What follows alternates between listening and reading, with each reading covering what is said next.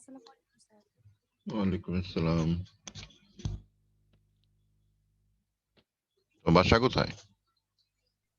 Sir Nishindara Mondalpara. আহ, তোমাদের একজন কাজ জমা দিছিল, তুমি দিছিলে না অন্য কেউ? জি স্যার, কালকে রাতে দিছিলাম। স্যার সম্পূর্ণ হয়নি কমপ্লিট।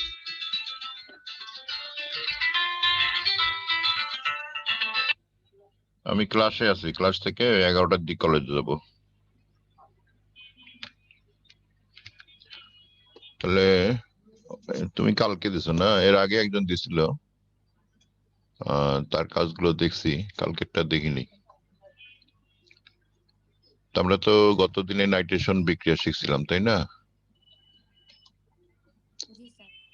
এখানে যে দেখা যাচ্ছে যে হাইড্রোজেনটা নাইট্রোজেন মূলক দিয়ে সরে যায়,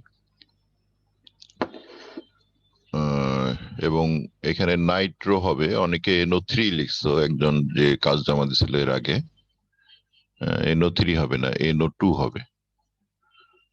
এরকম এই হাইড্রোজেনকে একটা জিনিস মনে রাখবে, আমরা কিন্তু এই এই হাইড্রোজেন কি দিয়ে সরানো যায় এই বিক্রিয়া শিখছি। কার্বনের সাথে যে লাগানো হাইড্রোজেন আছে, এটাকে আমরা কি বানাতে পারি? এটাকে আমরা হ্যালোজেন বানাইতে পারি, কার্বনের সাথে হাইড্রোজেন সরাই দিয়ে হ্যালোজেন যুক্ত করতে পারি। এই কার্বনের সাথে হাইড্রোজেন সরাই দিয়ে আমরা OH বানাইতে পারি, এটাকে এই বিক্রিয়া শিখছি। আবার কার্বনের সাথে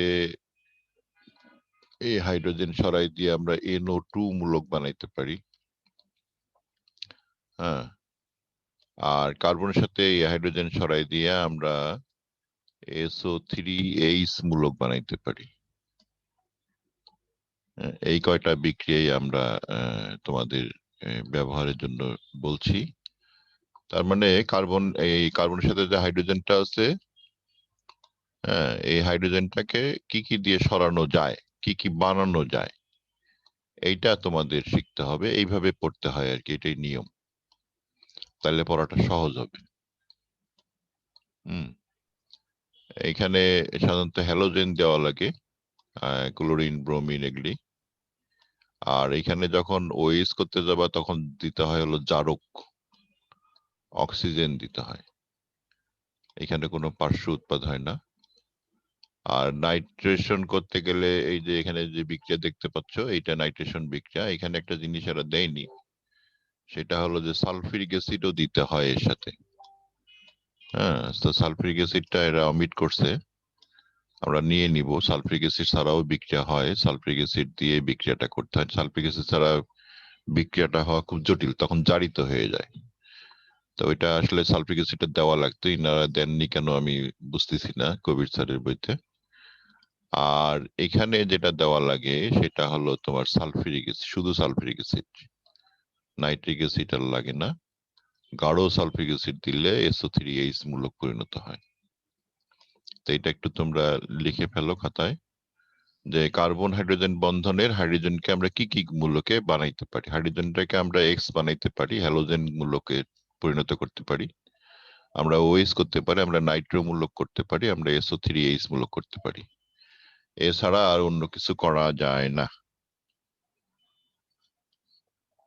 খুব সহজ বিষয়, এটা একটু মনে রাখলে বাকি কাজ সহজ হয়ে যাবে। লিখে নিচ্ছ সবাই? জি স্যার। ওকে।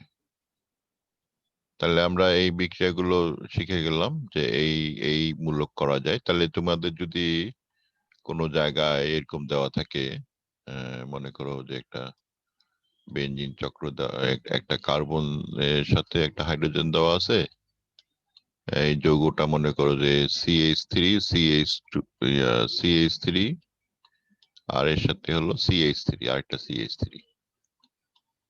তাহলে যদি এইরকম দেখো যে এরকম বিক্রিয়া দেওয়া আছে, CH3 এর সাথে এই নাইট্রিক অ্যাসিড দিছে, NO3 দিয়েছে, আর হলো তোমরা H2SO4 দিয়েছে। তাহলে তোমরা উত্তরে কি লিখবে? এখানে লিখতে পারবে, দেখাইতে পারবে উত্তরটা কি হবে? এখানে প্রধান উৎপাদ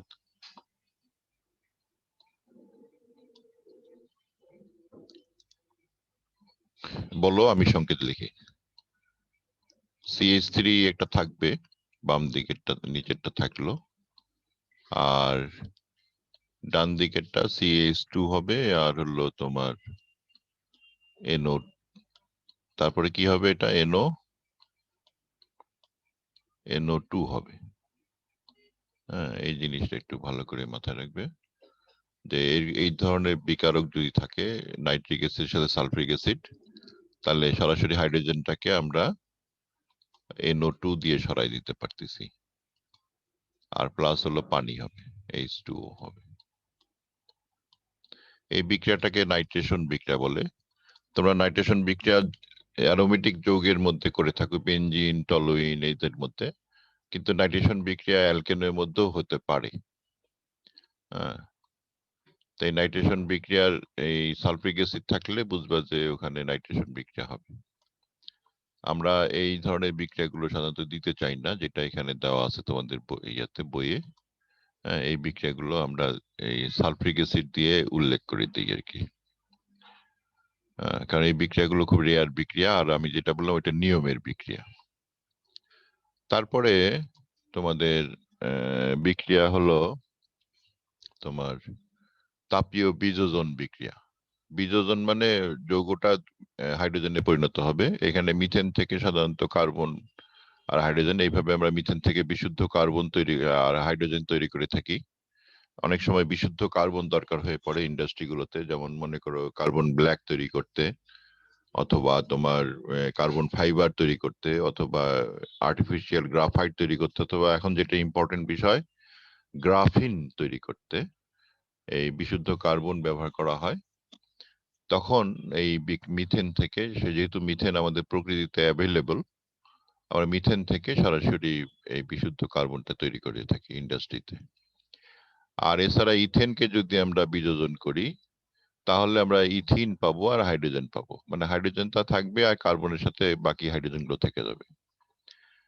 তো এই হচ্ছে তোমার এই তাপীয় বিযোজন। তাপীয় বিযোজন আবার আরেক ধরনের আছে, এটা তোমাদের ভর্তি পরীক্ষায় খুব আসে। সেটা হলো অ্যারোমেটিকরণ বা রিফর্মিং। হ্যাঁ, অ্যারোমেটিকরণ, রিফর্মিং বিক্রিয়াটা, এটা তোমার যে কোনো উচ্চতর অ্যালকেন, বিশেষ করে হেক্সেন থেকে শুরু হয়, হেক্সেনের পরে তোমার ইয়া নিতে পারো, হেপটেন নিতে পারো, অকটেন নিতে পারো।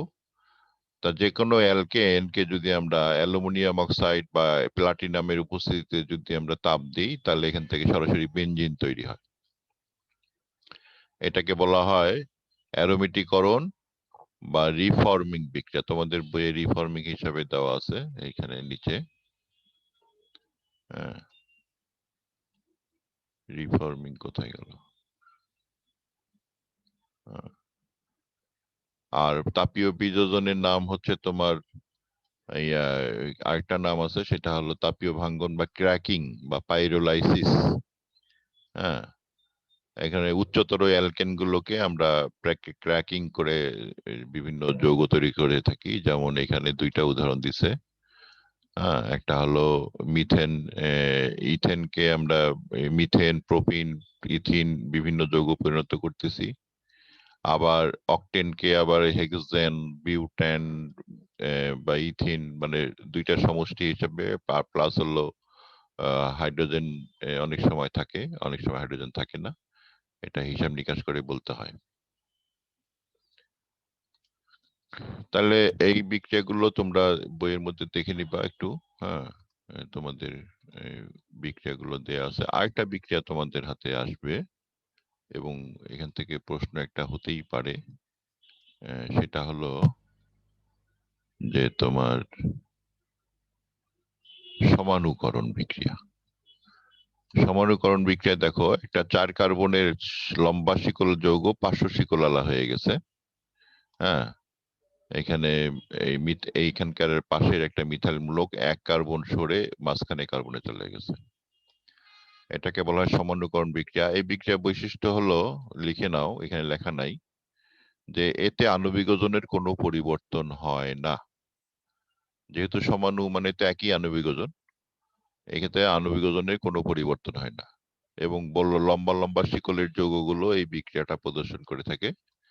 আমরা একটু কিছু উদাহরণ দিয়ে দেখি। এখন আমরা মনে করো আমি একটা সমানুকরণ বিক্রিয়া লিখবো বড় শিকল দিয়ে। তোমার হলো CH3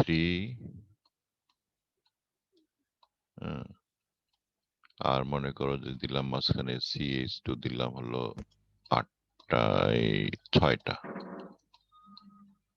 আর এর সাথে দিলাম হলো আবার CH3। এটা সমানুকরণ করলে কি হবে? তো সমানুকরণ করলে আমাদের যেটা নিয়ম হলো যে সুস্থিত যৌগ তৈরি হবে, তাপীয় সুস্থিত যৌগ তৈরি হবে। সমানুকরণে তাপীয় সুস্থিত যৌগ তৈরি হয়।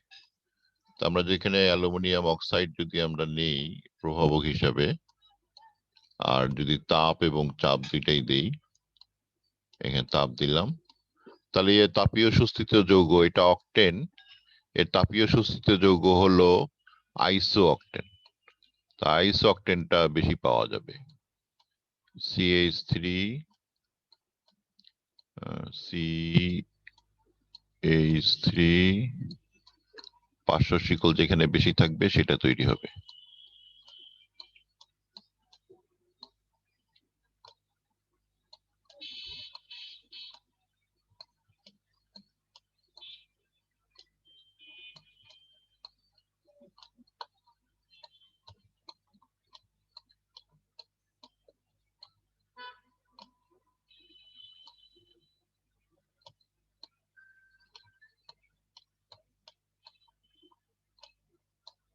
এই যৌগটা তৈরি হবে, এটা হলো আইসো অকটেন বলে। এটা একটা সুস্থিত যৌগ এবং তাপগতীয়ভাবে সুস্থিত। এই যৌগটা তৈরি হবে। তোমরা যদি এরকম আসে 8টা কার্বনের যৌগ, তাহলে তুমি এখানে আইসো অকটেন বানাই দিবা। হ্যালো, আসসালাম। আমি একটা ক্লাসে আছি, আমি 11টার পরে আসবো কলেজে।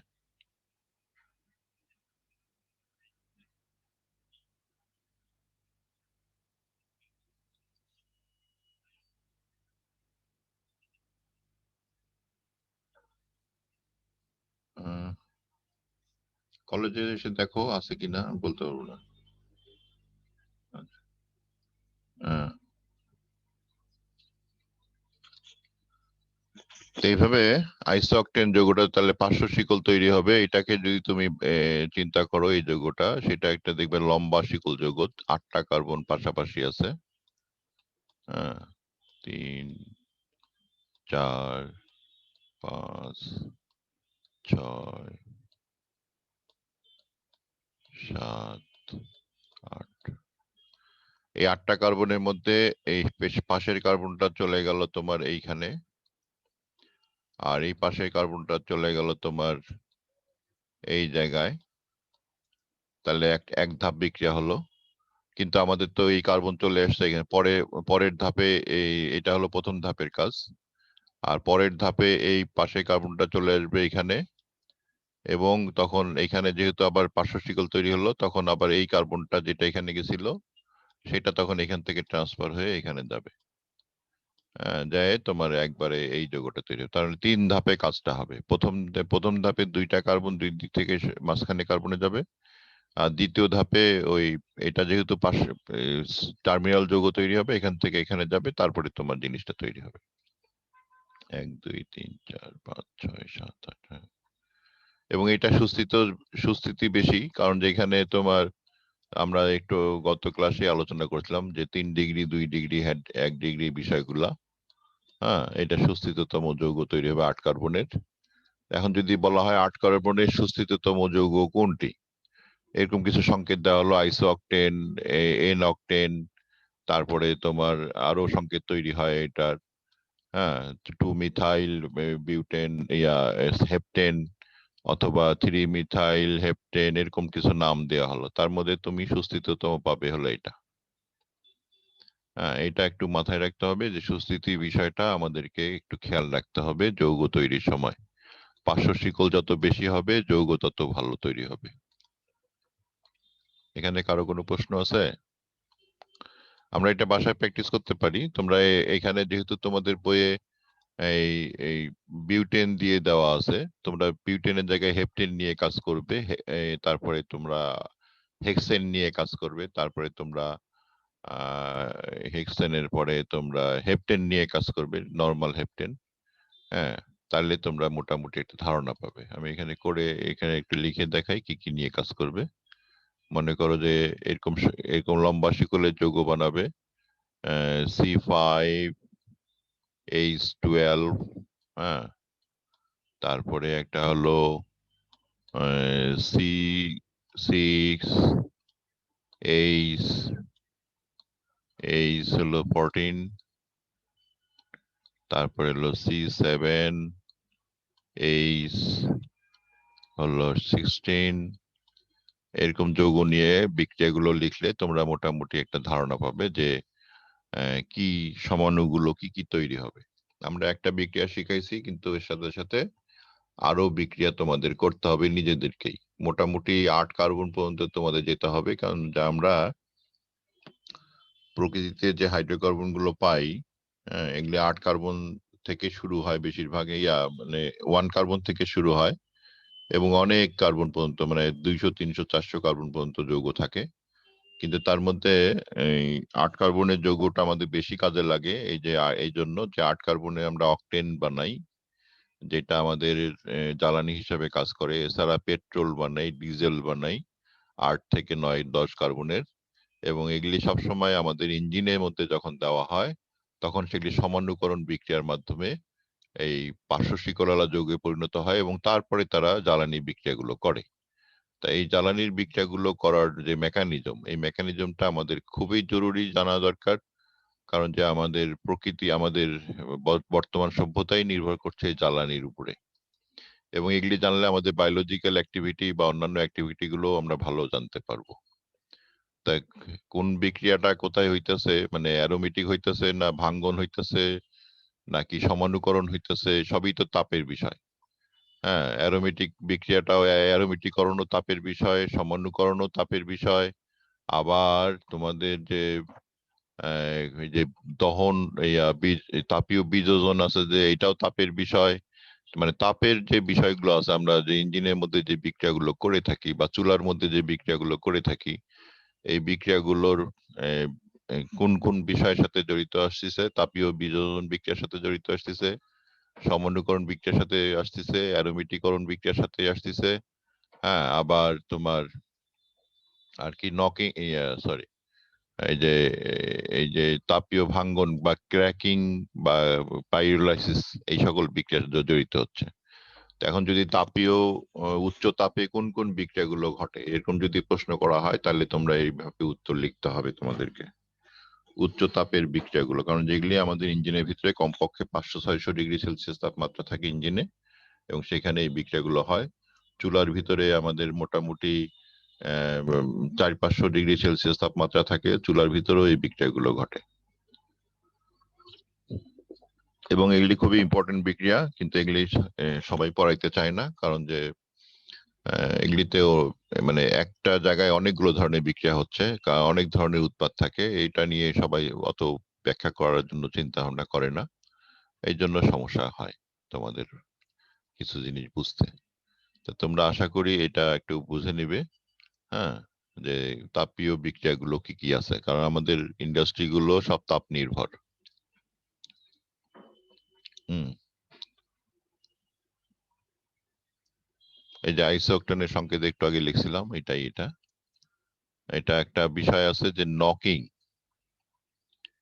হ্যাঁ, এই যে তাপীয় বিক্রিয়ার একটা বিষয় আমাদের এখানে আসবে, নকিং বৈশিষ্ট্য। তো ইঞ্জিনের মধ্যে যে জ্বালানিগুলো আমরা দেই, সেই জ্বালানিগুলোর মধ্যে দেখা যায় যে 2,2,4 ট্রাইমিথাইল পেন্টেন, যেটা যেটা আইসোকটেন বলতেছি। হ্যাঁ, যেটা সংকেত এরকম, এই যে এইটা, হ্যাঁ, এই সংকেতটা, এইটার নকিং খুব কম হয়। নকিং বলতে কি বোঝানো হচ্ছে, ইঞ্জিনের মধ্যে এই জ্বালানি দিলে নকিং মানে ধাক্কা কম হয়, মানে ইঞ্জিনটা কাঁপে কম। হ্যাঁ, আর ইঞ্জিনের মধ্যে যদি এই জ্বালানি দেই, তাহলে এটা সবচেয়ে বেশি কম্পন দেয়, ইঞ্জিনের নকিং বেশি হয়। আর এটাতে নকিং কম হয়। হ্যাঁ, নকিং কম মানে একেবারে নাই। আইসোঅক্টেনের নকিং আমরা 0 ধরে থাকি, আর এটার নকিং কে আমরা 100% ধরে থাকি। এটার নকিং হলো 100%। তাহলে সবচেয়ে বেশি নকিং কে দিবে যদি প্রশ্ন করে এবং উদাহরণ দেয়, তাহলে বলতে হবে এনহেপ্টেনের নকিং সবচাইতে বেশি। হ্যাঁ, অত্যাধিক। এর নকিংটা হলো সবচাইতে বেশি, আর এর নকিংটা হলো সবচাইতে কম। এই দুটো কম্পাউন্ডের এখন মিশ্রণ তৈরি করা হয়, বিভিন্ন পার্সেন্টেজ মিশ্রণ তৈরি করে এই মিশ্রণের নকিংটা দেখা হয়। মিশ্রণের নকিং যদি দেখা যায় যে 25% হেপটেন আর 75% আইসোঅক্টেন দিয়ে যে নকিং পাওয়া যায়, তাকে বলা হবে অক্টেন নাম্বার 75। তাহলে অক্টেন নাম্বার একটা জ্বালানির অক্টেন নাম্বার বলা হয়। জ্বালানির অক্টেন নাম্বার থাকে। অক্টেন নাম্বার কি? কোন জ্বালানি যে নকিং দেয়, এনহেপ্টেন এবং আইসোঅক্টেনের ওই নকিং, এনহেপ্টেন আইসোঅক্টেনের যে মিশ্রণটা ওই নকিং দেয়, সেই জ্বালানির নকিং হচ্ছে এখানকার আইসোঅক্টেনের পার্সেন্টেজ। বোঝা গেছে? অক্টেন নাম্বার তোমাদের পরীক্ষায় আসে, আমি অনেকবার দেখেছি। তো অক্টেন নাম্বার 75 বলতে কি বোঝাচ্ছে?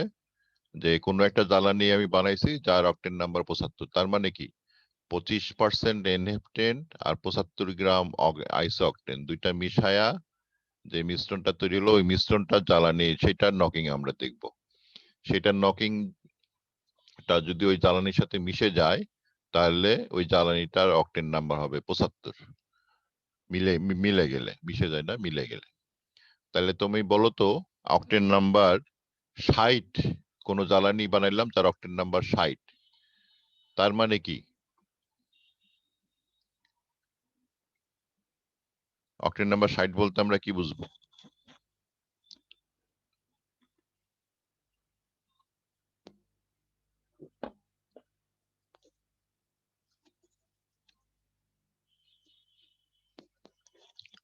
অক্টেন নাম্বার 60 বলতে আমরা কি বুঝবো?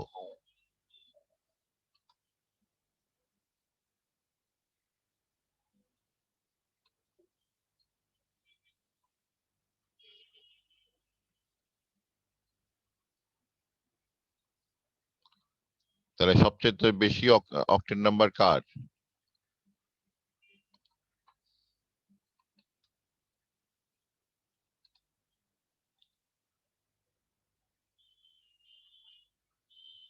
কি মজা, ক্লাসে ঢুকে আমরা ইচ্ছা করলে।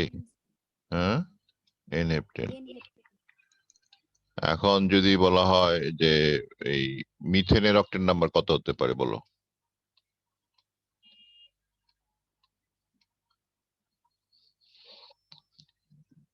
মিথেনের অক্টেন নাম্বার 100%।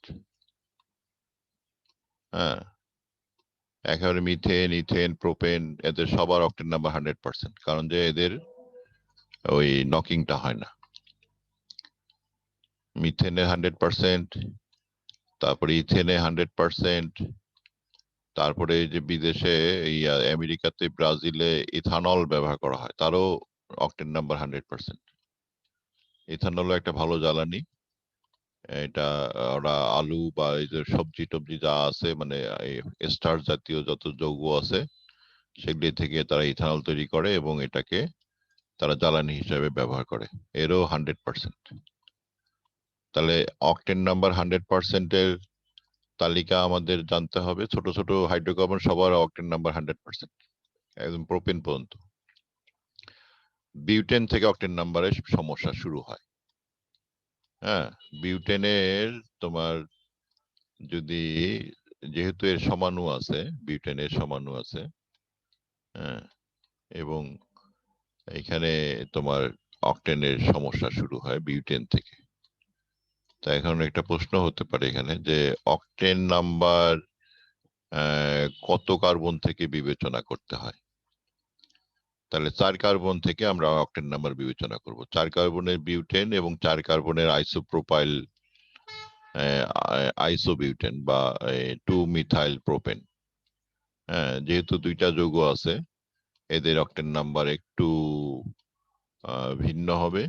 হ্যাঁ, কিন্তু 100 হবে না, 100-র কাছাকাছি হবে, কারণ যেটা ছোট হাইড্রোকার্বন, হাইড্রোকার্বন যত ছোট হবে অক্টেন নাম্বার তত বেশি হবে। এবং 7 এর অক্টেন নাম্বার হলো 0। এই যে এনহেপ্টেন যেটা, এর অক্টেন নাম্বার কত? 0। আর আইসোঅক্টেনের অক্টেন নাম্বার 100।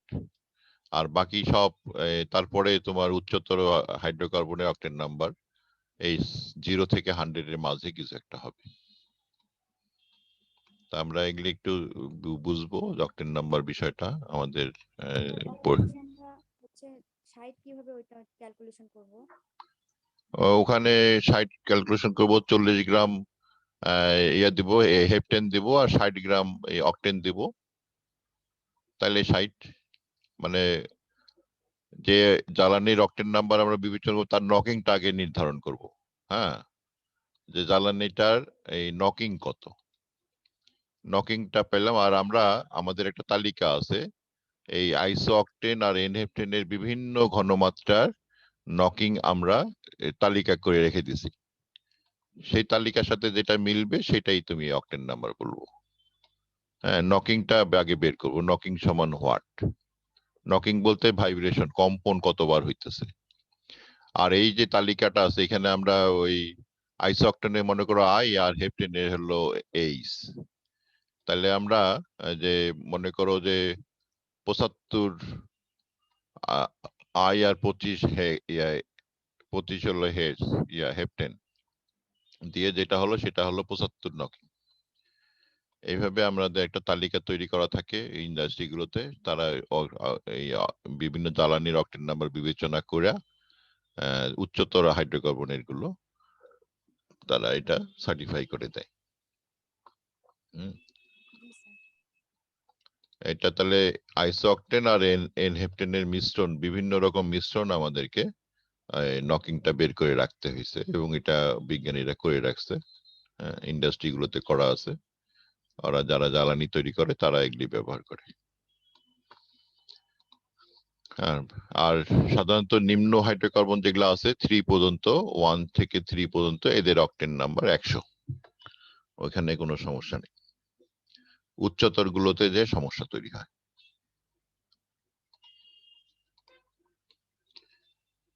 হ্যাঁ, নকিং হ্রাসের মাধ্যম হলো কিভাবে নকিং সংখ্যা অক্টেন সংখ্যা বৃদ্ধি করা যায় বা নকিং কমানো যায়। হ্যাঁ, নকিং কমানো আর অক্টেন সংখ্যা বৃদ্ধি একই বিষয়। সেটা আমরা কিভাবে করব? আমরা জ্বালানির সাথে কি নাম কিছু জিনিস মেশাবো। তোমাদের দেখো যে বিভিন্ন গাড়িতে মোবিল মেশানো হয়। হ্যাঁ, মোবিল হলো তোমার অক্টেন সংখ্যা বাড়ায় বা ওই নকিং কমায়। তা মোবিলের মধ্যে অনেক আগে লেড ব্যবহার করতে, এখন আর লেড ব্যবহার করা হয় না। এখন আমরা ওই এই অন্য ধরনের হাইড্রোকার্বন ব্যবহার করে থাকি, যেমন অনেক সময় বেনজিন জাতীয় বা ন্যাপথালিন জাতীয় জিনিস ব্যবহার করা হয়, অনেক সময় ফেরোসিন দেওয়া হয়, অনেক সময় টলোইন দেওয়া হয়। এখন আর লেডের এটা দেওয়া হয় না। লেড এখন নিষিদ্ধ। 1990 সাল থেকে আমরা আমাদের দেশে 1999 সাল থেকে লেড যুক্ত তেলের ইম্পোর্ট বন্ধ করে দেওয়া হয়েছে।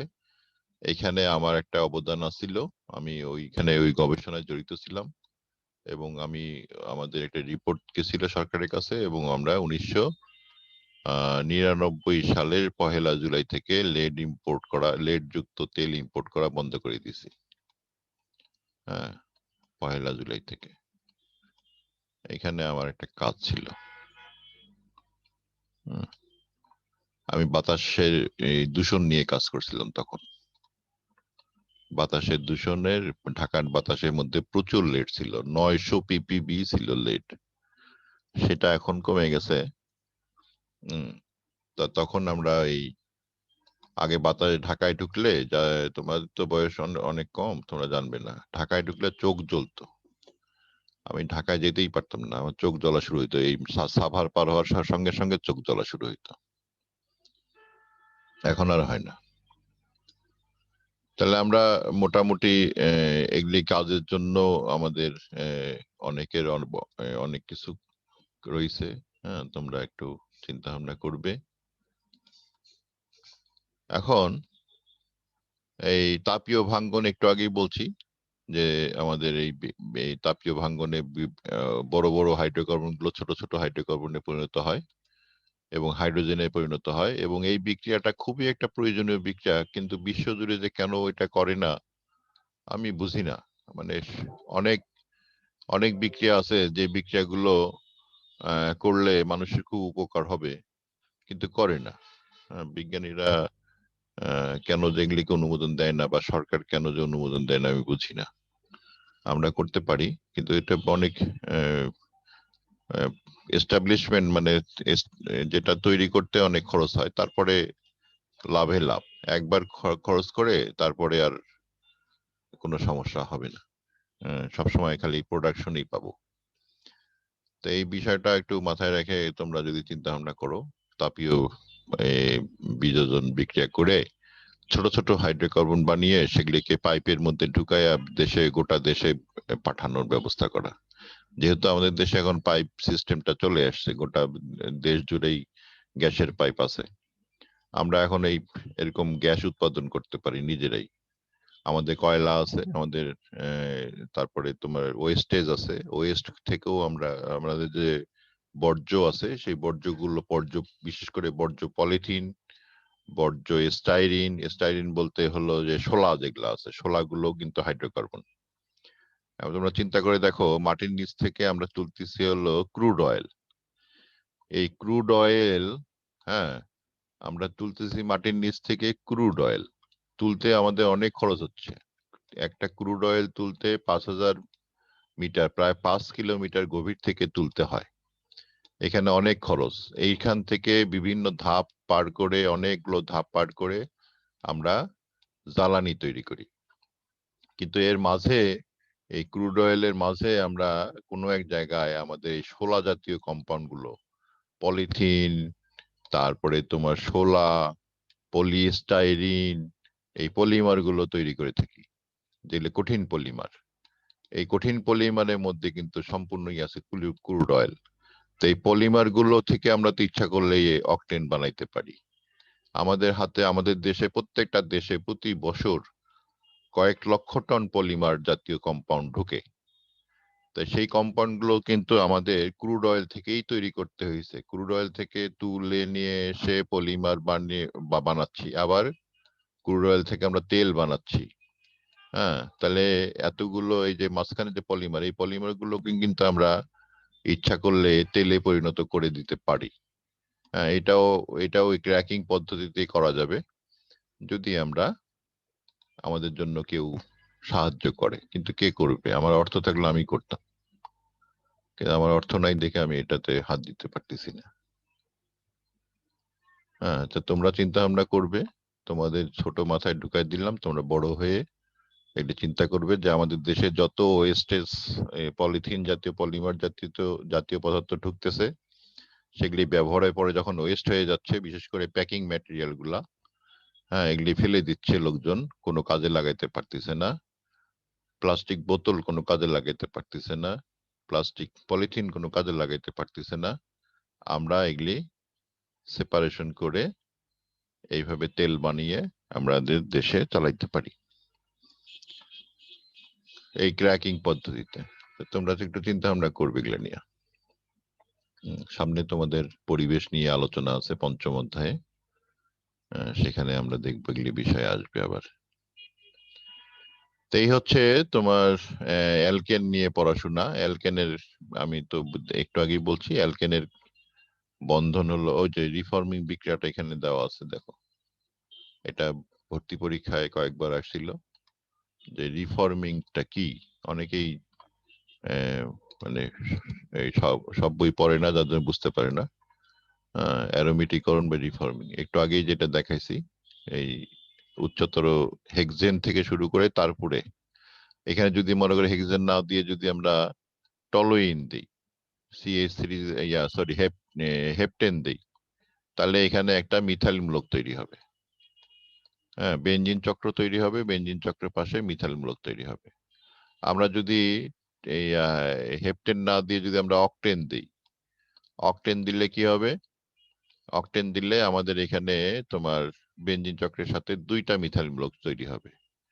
এখানে একটা হতে পারে, হ্যাঁ, অথবা এখানে হতে পারে, অথবা এখানে হতে পারে। তা দুইটা মিথাইল মূলক আলা বেনজিন, যাকে যাকে বলা হয় জাইলিন তৈরি হবে। তাহলে হেপটেন দিলে টলোইন আর অকটেন দিলে জাইলিন। লিখে রাখো, লিখে এগুলি বাসায় বসে বসে কাজ করবা, কারণ পরীক্ষায় এগুলি প্রশ্ন আসে। হ্যাঁ, হেপটেনের রিফর্মিং এ কি পাওয়া যাবে? রিফর্মিং এ কিন্তু প্লাটিনাম লাগে। হ্যাঁ, রিফর্মিং এ কি পাওয়া যাবে? তখন তোমরা হেপটেনের রিফর্মিং এ পাওয়া যাবে টলোইন। হ্যাঁ, এটাকে বলা হয় টলোইন, বেনজিন চক্রের সাথে মিথাইল মূলক। আর অকটেনের রিফর্মিং এ পাওয়া যাবে জাইলিন। হ্যাঁ, জাইলিন শব্দটা লিখে রাখো। অকটেনের রিফর্মিং এ জাইলিন পাওয়া যাবে। বোর্ড থাকলে সুন্দর করে দেখানো যেত। স্যার জাইলিনের সংকেত কি রকম? দুইটা মিথাইল মূলক বেনজিন চক্রের সাথে। হ্যাঁ, জি স্যার। বেনজিন চক্রের সাথে দুইটা মিথাইল মূলক। এখন দুইটা মিথাইল মূলক তো বিভিন্ন জায়গায় থাকতে পারে। হ্যাঁ, এখানে একটা মিথাইল মূলক, আর একটা মনে করি যদি এখানে দেই, তাহলে এটা হয়ে যাবে অর্থোজাইলিন। এটাকে বলা হবে অর্থোজাইলিন, এরকম যদি থাকে। আর যদি আমরা এইখানে দেই, আর যদি এইখানে দেই, তাহলে এটা হয়ে যাবে মেটা অবস্থানে, মেটাজাইলিন। এটাকে বলা হবে মেটাজাইলিন। আর যদি নিচে দেই, বেনজিন চক্রের সাথে টলোই মিথাইল মূলক নিচে যদি দেই, CH3 নিচে থাকলো, তাহলে এটাকে বলা হবে প্যারাজাইলিন। হ্যাঁ, প্যারা অবস্থানে, প্যারা মানে পায়ের দিকে। হ্যাঁ, এটা মনে রাখলে হবে। আর মেটা হলো কোমরের দিকে, কোমরের সাথে ম আছে, এরকম মেটা। এইখানে থাকলে 3 নম্বর, এটা হলো 1 নম্বর পজিশন, এটা 2 নম্বর, 3 নম্বর পজিশনে মেটা, 2 নম্বরে অর্থ, 4 নম্বরে প্যারা। আর যদি বাম দিকে হিসাব করো, বাম দিকে একই অবস্থা। এখানে বাম দিকের এই পজিশনটা অর্থ পজিশন, এটা হলো মেটা পজিশন, এটা প্যারা পজিশন। তা 3টা জাইলিন আছে। তাহলে যদি প্রশ্ন করা হয় জাইলিনের সমাণু কতটি হবে, উত্তর কয় কি হবে?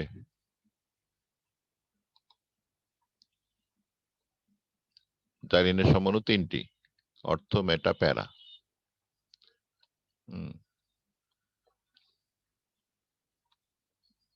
অর্থোজাইলিন, মেটাজাইলিন, প্যারাজাইলিন। এই হচ্ছে তোমাদের আজকের পড়া। আগামী দিনে আমরা অ্যালকিন শুরু করব। অ্যালকিন কেউ কোনো স্যার পড়াচ্ছে? না স্যার, শুরু হয়নি। শাহজাহান সিরাজ স্যার কি পড়াচ্ছে